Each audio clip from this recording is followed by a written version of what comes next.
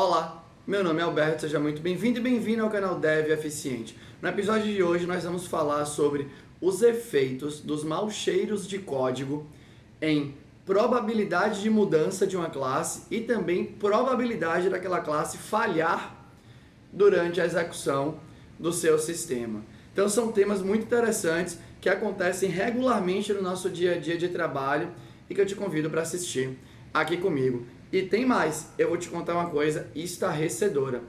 Fica ligado, fica ligada, que eu preciso só apresentar o artigo primeiro. Esse estudo foi feito dentro da academia, foi um estudo grande, empírico, ou seja, eles foram pegados, sei lá, vários projetos open source, vários releases de projetos open source, e foi feito um estudo muito, muito interessante e que é muito conectado com o que a gente vê no dia a dia do nosso trabalho. Então vamos nessa. Então eu vou olhar um pouquinho para o lado de vez em quando, porque sempre quando eu reviso um artigo, eu preciso dar uma olhada aqui no meu roteiro, para eu não falar groselha aqui para você. Então, se liga no nome desse artigo, porque é difícil. On the diffuseness and the impact of maintainability of code smells. A large-scale empirical investigation. Então esse aqui foi o meu inglês completamente atrapalhado, mas em português, o título do artigo, numa tradução livre aqui, ele quer dizer o seguinte: a relação entre o espalhamento de maus cheiros de código, pelo olhar, obviamente, das métricas que já existem, e o impacto na manutenibilidade do seu software. E manutenibilidade aqui, no sentido de classes que são mais propensas a sofrerem mudanças no decorrer da vida do software, e também classes que têm comportamentos que são mais propensos a apresentarem falhas de funcionamento quando o software está em execução. Algumas informações que são importantes sobre esse artigo, Então, esse artigo revisou 395 releases de 30 projetos open source diferentes. E projetos open source muito famosos que a gente utiliza aí, no nosso dia a dia, banco de dados em memória como H2, IDE como Eclipse, beleza? Banco de dados como Cassandra, eu não utilizo, mas eu sei que você talvez utilize, em algum das suas frentes de trabalho. Aí, então, foram projetos open source mega relevantes na comunidade, mega utilizados por toda a indústria de desenvolvimento. Ou seja, ele faz parte do seu dia a dia de trabalho, aí, por mais que sejam softwares de natureza diferente. Um detalhe interessante aqui também, que além de utilizar as ferramentas de verificação automática, de checagem de refatoração, classes que geraram falhas e foram corrigidas, e por aí vai, as pessoas que participaram da pesquisa também fizeram a revisão manual de várias dessas classes. E a contabilização, se eu não estiver enganado, elas validaram 17.350 classes e identificaram 13 smells de códigos que apareceram, com maior volume e menor volume dentro, desses códigos todos. Os smells de códigos, os nomes utilizados no artigo, são fortemente influenciados pelo livro Refactoring de Martin Fowler, beleza? E obviamente que esses smells de código fazem com que as métricas reconhecidas de software, métricas famosas como linha de código, coesão, acoplamento, profundidade de herança, responsabilidade de classe, por aí vai, também sejam impactadas, beleza? Outras informações importantes. O estudo buscou aprofundar investigações que foram feitas por pesquisas anteriores. A grande diferença aqui é o volume de código que foi analisado. Enquanto nas pesquisas anteriores o volume era um pouquinho menor, de vez em quando foram 3, 4 projetos. Aqui foram 30 projetos, 395 releases diferentes para tentar pegar essas mudanças que aconteceram em determinadas classes, classes que estavam sendo muito modificadas, classes que apresentavam falhas, por aí vai. E aqui, um spoilerzinho aí, mas o resultado mostra, que eu vou ler exatamente como eu escrevi, o resultado mostra que classes consideradas complexas, beleza? O smell que mais apareceu, dado o livro de Martin Fowler, são as complex classes e long methods, ou seja, métodos gigantes aí, e classes complexas no sentido de ter muitas linhas de código, por aí vai. Então o resultado mostra que classes consideradas complexas existem em um percentual elevado dentro dos projetos e que tais classes são mais alteradas e também apresentam mais falhas durante o funcionamento do software. Ou seja, existe ali parece existir uma relação, isso aqui é uma observação nesse conjunto, obviamente não quer dizer que é um fato, o método aqui não foi científico, né, foi empírico, então tem essas diferenças ali da formalização, obviamente que eu nem sou a melhor pessoa para explicar para você, beleza?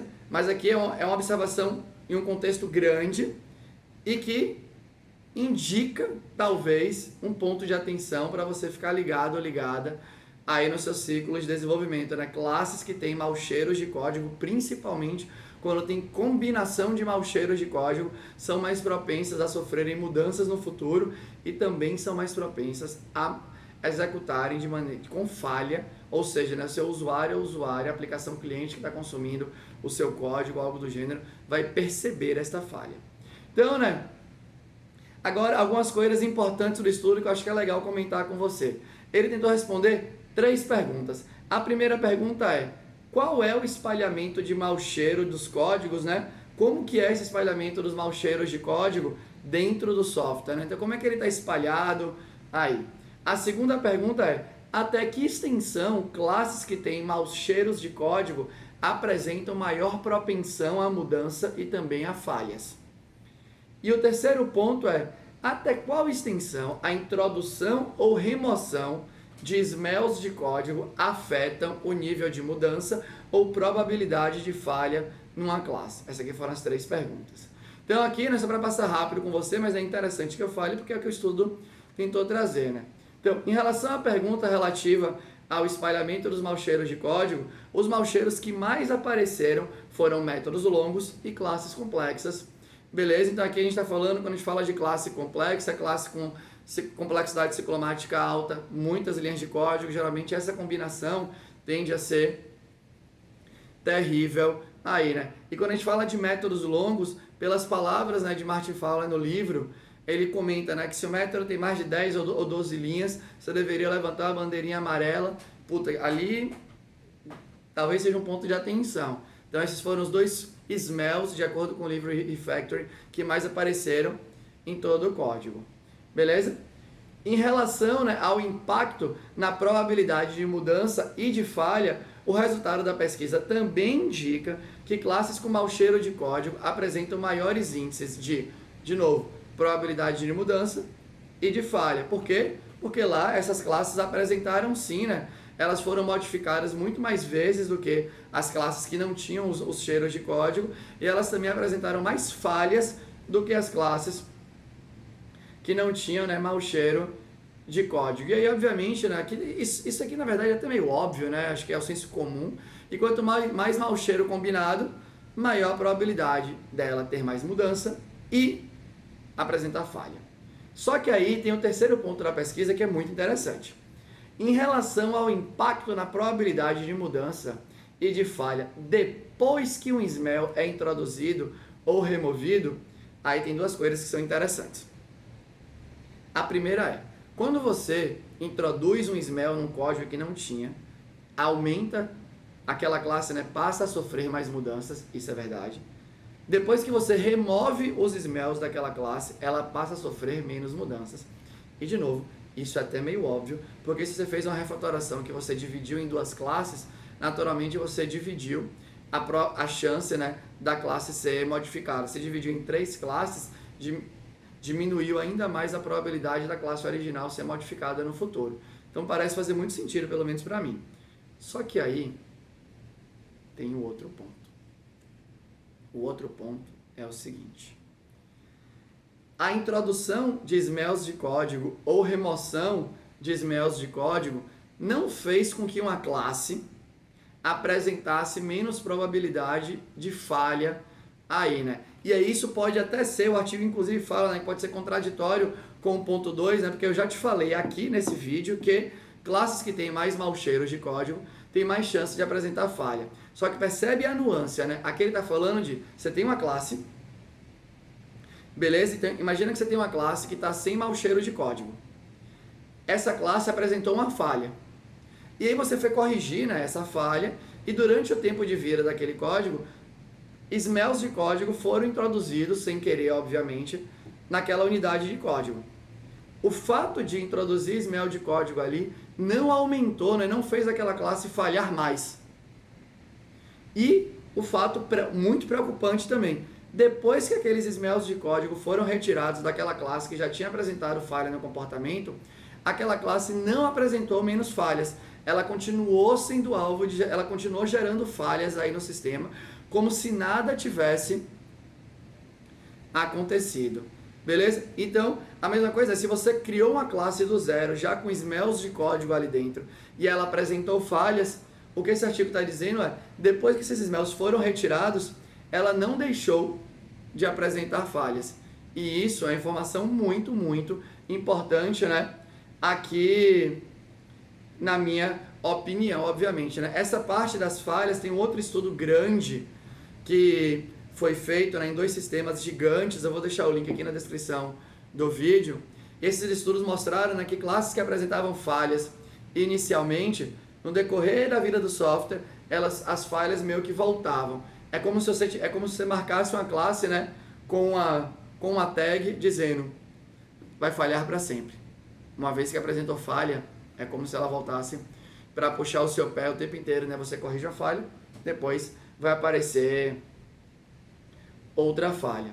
E aí, isso para mim levanta um grande sinal de alerta, porque aqui, né, é muito legal porque eu observo muito na indústria, porque eu estou na indústria, e aí eu estou lendo muita coisa da academia e dá para você unir os dois que gera uma força muito grande, né? Grande. Então, o que eu quero dizer? E a gente ouve muito essa frase aqui. Eu faço de qualquer jeito no começo e depois eu vou melhorando. Então, isso você deveria prestar atenção. Por quê? Porque se você fez de qualquer jeito no começo, provavelmente aquela classe nasceu com smells de código ali. Se ela nasceu com maus cheiros de código, ou seja, se ela é mal avaliada pelas métricas que já existem aí, né? Por exemplo, se ela já nasceu desse jeito, talvez exista uma chance maior dela ser modificada no futuro ou dela apresentar falha. E se ela apresentar essa falha, se você depois vier a corrigir a falha, né, e fizer uma refatoração, por exemplo, e realmente diminuir os smells de código pelo olhar das métricas, por exemplo, isso não quer dizer que ela vai deixar de apresentar falhas no futuro. E não é que eu estou dizendo, Alberto, mas todo código, né, pode ter bug que vai apresentar falha. Eu sei, mas você quer diminuir isso. E o que esse artigo está dizendo é que se a classe nasce com menos smell de código ou sem smell, ela tem menos chance de apresentar falha. Então, quando você faz o código desse jeito, né, apostando que você vai fazer de qualquer jeito, pouco importa o motivo, e você vai voltar ali para deixar aquele código melhor, você pode deixar ele melhor, mas se ele tiver apresentado falha, deixar ele melhor. Talvez não ajude a que ele não apresente, né, não continue sendo a fonte de falhas ali no futuro. O artigo, né, traz esse insight, assim como o outro, que de vez em que ter probabilidade de falha e introdução ou remoção de smells talvez não tenha relação, são coisas que acontecem de maneira concorrente, né? E aí, obviamente, que eu entendo que de vez em quando você tem time to market, né? Eu tenho que colocar uma feature no ar logo, porque a concorrência colocou, eu quero colocar uma melhor, senão eu vou perder espaço no mercado. Eu sei que tem todas essas pressões e tá tudo bem, né? A gente quer, obviamente, fazer um código para suportar, né? Para sustentar a execução do negócio de maneira interessante. Mas quanto mais alerta você fica sobre seus pontos de fraqueza, melhor você vai conseguir, né, atacar ou se defender, né, obviamente, quando aquilo aparecer. Beleza? É isso que eu quero dizer. Não estou dizendo, não estou pedindo para deixar de entregar feature. Não estou pedindo para não se posicionar no mercado da maneira que a sua startup, a sua empresa acha que tem que se posicionar, para ser mais leso na entrega de um backlog. Nada disso. Mantenha tudo o que você está fazendo. A única coisa que eu estou dizendo é, essa frase, faço de qualquer jeito e depois melhoro, tende a não ser verdade. Pelo menos baseado nas pesquisas que estão sendo feitas por aí. E aí, né, eu estou deixando sempre esse questionamento. A gente pode ou não se basear nessas pesquisas, mas eu sugiro que você dê importância para isso, porque estamos na era dos dados. essa coisa de data science, ciência de dados e não sei o que lá, se você olha para fora da indústria de software, né, se você olha para os esportes, se você olha para vários outros setores, dados, estatística, já sustenta, já direciona muita decisão em muitas outras áreas. Só chegou agora, quando eu falo agora, né, alguns poucos anos, para a indústria no geral. Você ignorar os dados que estão sendo colhidos em relação ao desenvolvimento do seu código, ao impacto, né, na manutenibilidade do seu código, pode ser um grande tiro no pé, porque você pode estar postergando uma coisa que daqui a alguns anos simplesmente vai ser verdade e você já poderia estar na frente aí dentro da indústria. Beleza? Então, né, acho que é só para ficar como ponto de atenção para todo mundo. E aí, obviamente, eu acho que isso aqui merece uma super investigação, né? E é o que eu estou tentando fazer na área de pesquisa, que é, putz, se eu sei, se existe um cheiro que classes com menos mau cheiro, né, menos cold smell, aí, se elas nascerem assim, talvez elas apresentem menos possibilidade de mudança e menos possibilidade de falha, como é que eu faço para unir, né? Como é que eu faço para o código já nascer numa versão interessante e não, obviamente, afetar o andamento do negócio? É a reflexão, né, que eu deixo para você, fica para mim também, eu estou em busca disso, mas eu acho que são pontos de atenção muito interessantes. Beleza? Era isso que eu tinha para falar aqui para você hoje. Eu achei esse artigo muito interessante, obviamente que eu vou deixar o link aqui na descrição para você. Mas era isso. Se você gostou, deixa um comentário aqui. Se você não gostou, o teu comentário construtivo, deixa aqui também. Eu vou ter o maior prazer em conversar com você sobre isso. Se protege do coronavírus, protege você e a sua comunidade. Muito obrigado por ter ficado até o final do vídeo. Tchau!